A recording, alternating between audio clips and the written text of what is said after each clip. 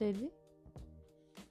L'anxiété généralisée, aussi appelée le TAG, c'est quand le sentiment d'inquiétude devient constant, excessif, puis difficile à contrôler. Là, je parle pas juste de stress. Là. C'est comme si le cerveau restait en mode alerte maximale, puis ça en permanence. Les soucis puis les inquiétudes que la personne va avoir vont être déclenchés par des choses mineures ou bien ordinaires, comme, mettons, une petite rougeur sur la peau ou le retard de son partenaire. Les personnes qui ont un TAG vont s'inquiéter pour beaucoup de choses en même temps, autant pour la santé, les finances, le travail, la famille, la vie quotidienne. Ces pensées-là vont revenir plusieurs fois, tous les jours, pendant plusieurs mois. C'est de se faire des scénarios catastrophes, d'anticiper toujours le pire. Pour certains, ça peut aller jusqu'à l'attaque de panique, mais sinon, fréquemment, c'est de l'agitation, de la fatigue, de l'irritabilité, des difficultés de concentration, des trous de mémoire, des maux de ventre. Puis souvent, ça va venir jouer sur le sommeil. Parce qu'un corps puis un esprit qui décroche jamais, ben c'est épuisé.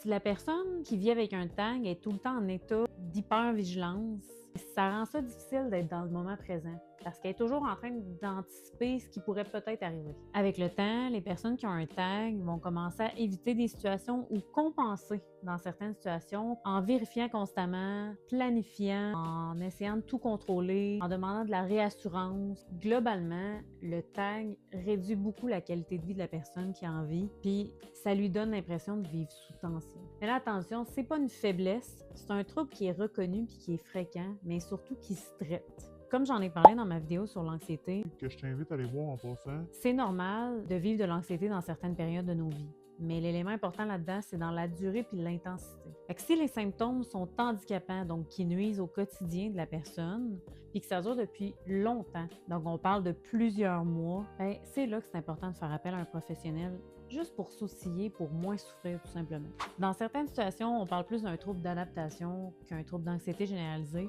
Si c'est quelque chose qui t'intéresse, ben je t'invite à t'abonner. Hein? On s'y abonne?